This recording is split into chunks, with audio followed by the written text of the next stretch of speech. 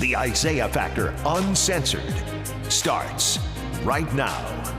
And welcome to The Factor Uncensored. We hope you enjoyed your Independence Day weekend. Now, independence means something to everyone. For a lot of people, it's the day they hope to escape the grip of domestic violence.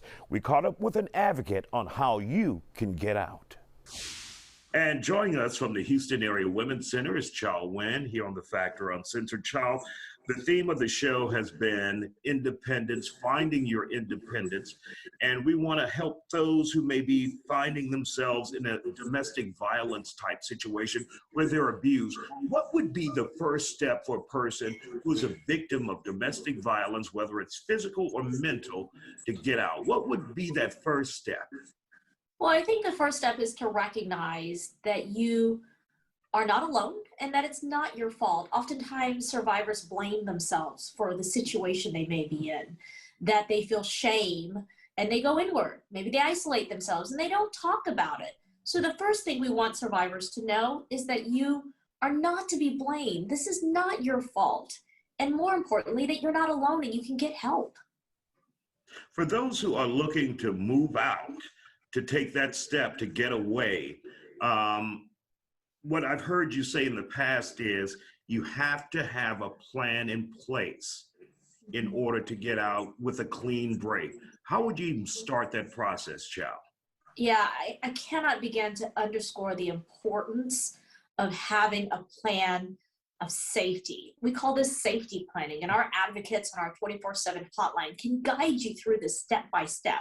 And the reason why we stress this all the time is leaving does not equate safety. It is often the most dangerous time for a survivor when he or she decides, I'm going to leave this relationship. I have decided that I'm going to walk away. Well, if you walk away and you don't have a plan, chances are, if there's a gun in your house, you are 5 times more likely to die at the hands of a gun because passions get aroused, emotions are aroused. So having a safety plan in place, calling our hotlines, going to hawk.org, hawc.org, and learning about things like, where are the keys to my car? Do I have a bag of clothes?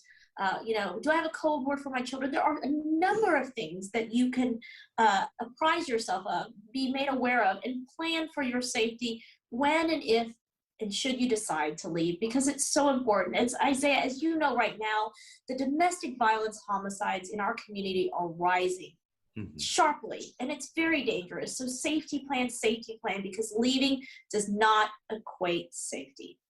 Now, many people decide to stay and say, I'm not going to leave because, number one, because of the children, and number two, and most importantly for a lot of people, I just don't have the money, the finances to survive on my own.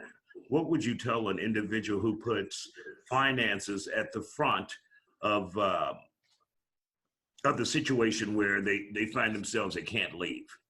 99% of the time, money and kids are the barriers to leaving. We understand and we empathize. We're with you. We know it's complicated. We know it's scary. That's why we have advocates. Community-based organizations like Hawk and others can walk you through that process of gaining financial independence and empowerment. There are programs, there's housing programs. We offer counseling and we offer a match program for clients who decide, I want to leave, I can't find a job, I've got kids. There are ways to break those chains of abuse and start having a life free from violence, as we talk about Independence Day, and free from the shackles of an abuser. There are options. We can help guide you through that process, but we understand that money and kids are a major barrier to deciding whether or not you want to leave.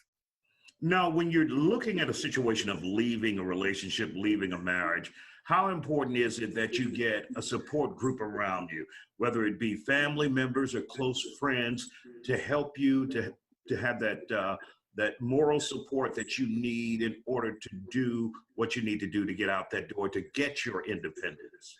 Well, I got to tell you, it's a double-edged sword, right? You have family to support you, and sometimes they don't say the right things. And so sometimes family can't be supportive. Yes, have a support system, call for help, hotline advocates for just to call for emotional support. If you're a family member not knowing what to say, call us and we can talk you through it. Oftentimes family members can listen, but they don't listen without judgment. So saying things like, why don't you leave him? He's terrible, doesn't help the cause. It isolates the survivor, makes her or him feel ashamed. So what we would say to people who want to support loved ones and offer that support, or if you want to feel supported, know that you don't need to be supported with judgment and shame and blame, that you should be listened to without. And, you know, active listening, like, I understand what you're going through. You don't deserve this. You are not alone, is way more supportive than saying, why don't you just leave them? Because as we know, love is complicated. Money, kids, all those factors become a factor in deciding whether or not you want to leave. And we want to empower survivors, give them the tools that they need to empower them to make the right choices to leave. Now, once again, that national number, 1-800-799-SAFE and 7233.